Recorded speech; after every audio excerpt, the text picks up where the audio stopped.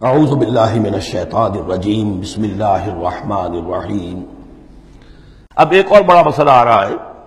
وَمِنَ النَّاسِ مَن يَقُولُ آمَنَّا بِاللَّهِ، لوگوں میں سے کچھ ایسے بھی ہیں جو کہتے ہیں ہم ایمان لے آئے اللہ پر، اور لاتے بھی ہیں خلوص کے ساتھ، اخلاص کے ساتھ، کوئی جھوٹ نہیں، کوئی فریب نہیں۔ ظاہر بات ہے کہ مکے میں کوئی فریب کے لیے کوئی ایمان لانے والا نہیں تھا، وہ تو حالات ایسے پیدا ہوئے مدینے میں آ کر کہ جہاں ایمان کا اعلان فریب کے تحت بھی ہونے لگا، لیکن یہ کہ مکے میں تو ظاہر بات ہے جو ایمان لایا اس کو مار پڑنی شروع ہو گئی، تو اس میں خامخواہ کہے کے لیے کوئی شخص جو ہے وہ جھوٹ موٹ کا ایمان کائے کو لائے گا۔ لیکن یہ ضرور ہوتا ہے کہ کچھ لوگ کم ہمت ہوتے ہیں، جیسا کہ میں بارہا آپ سے عرض کر چکا ہوں،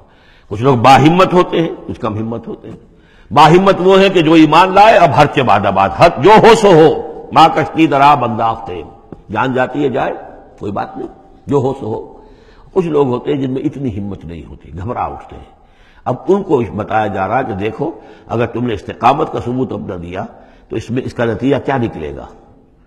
تمہارا کیا انجام ہوگا۔ اب وہ ذرا ہے کہ اس میں ان کے لیے پھر تحدید ہے۔ وَمِنَ النَّاسِ، لوگوں میں سے کچھ ایسے بھی ہیں جو کہتے ہیں مَن يَقُولُ آمَنَّا بِاللَّهِ، ہم اللہ پر ایمان لائے، فَإِذَا أُوذِيَ فِي اللَّهِ، جب اللہ کی راہ میں اللہ کی توحید کو ماننے کی وجہ سے ان کو ایذا پہنچائی جاتی ہے، پرسیکیوٹ کیا جاتا ہے، انہیں ٹارچر کیا جاتا ہے، جعل فتنة الناس كعذاب اللہ، تو وہ لوگوں کی طرف سے ڈالی ہوئی فتنے کو، آزمائش کو، یہ ایسے اس سے گھبرا اٹھتے ہیں جیسے اللہ کے عذاب سے گھبرانا چاہیے۔ کم ہمتی ہے۔ وَلَئِن جَاءَ نَصْرٌ مِّن رَّبِّكَ، اور اے نبی اگر آپ کے رب کی طرف سے مدد آ جائے، صورتحال تبدیل ہو جائے، فتح آپ کو مل جائے، حالات اچھے ہو جائیں، لَيَقُولُنَّ إِنَّا كُنَّا مَعَكُمْ، اس وقت پھر یہ کہیں گے کہ ہم بھی تو آپ کے ساتھ ہی تھے۔ یہ کردار پہلے بھی آ چکا، سورہ بقرہ میں آ چکا، سورہ حج میں آ چکا۔ وَمِنَ النَّاسِ مَن يَعْبُدُ اللَّهَ عَلَىٰ حَرْفٍ فَإِنْ أَصَابَهُ خَيْرٌ اطْمَأَنَّ بِهِ وَإِنْ أَصَابَتْهُ فِتْنَةٌ انقلب عَلَىٰ وَجْهِهِ خَسِرَ الدُّنْيَا وَالْآخِرَةَ۔ وہی کردار پھر یہاں پر آ گیا ہے۔ کوئی کہا کہ ہم ایمان لے آئے، لیکن جب تکلیف آئی، کوئی مصیبت آئی تو ایسے گھبرا گئے جیسے کہ اللہ کے عذاب سے گھبرانا چاہیے، لیکن یہ کہ اس کے بعد اگر نصرت آ جائے تو یہ آپ موجود ہوں گے کہ ہم بھی ساتھی تھے آپ کے۔ اَوَلَيْسَ اللَّهُ بِعَالَمَ بِمَا فِي صُدُورِ الْعَالَمِينَ، تو کیا اللہ بخوبی واقف نہیں ہے اس سے کہ جو لوگوں کے جو تمام جہان والوں کے دلوں کے اندر ہے اور جو ان کے سینوں کے اندر مضمر ہے۔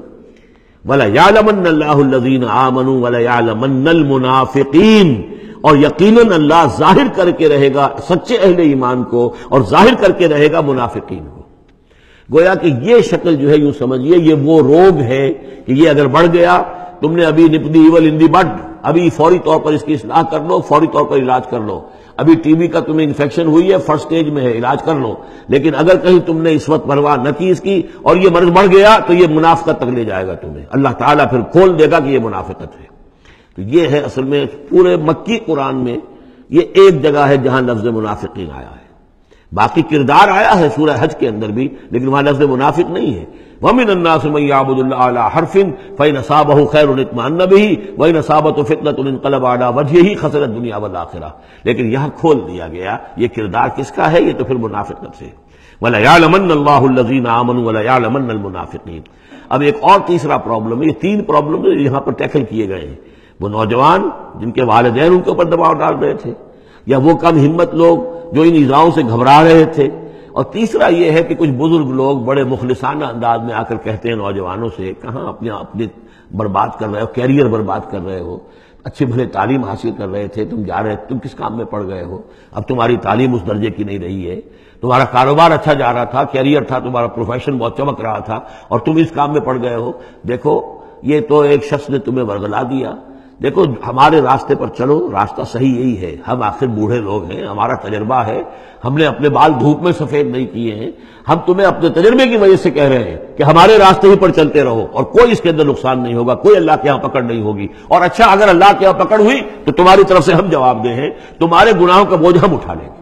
اب یہ گویا کہ نہایت ناصحانہ انداز، مخلصانہ انداز، بزرگانہ انداز، اس میں یہ بات کہی جاتی تھی۔ اب اس میں کیا کریں، اس کا جواب دیا گیا۔ وَقَالَ الَّذِينَ كَفَرُوا لِلَّذِينَ آمَنُوا اتَّبِعُوا سَبِيلَنَا، اور کہتے ہیں یہ کافر ان سے کہ جو ایمان لے آئے، ہمارے ہی راستے کی پیروی کرو، چلے آؤ انہی راستوں پر۔ وَلْنَحْمِلْ خَطَايَاكُمْ، ہم اٹھا لیں گے تمہاری خطاؤں کو، یعنی تمہاری خطاؤں کا بوجھ، تمہارے گناہوں کی سزا ہم بھگت لیں گے۔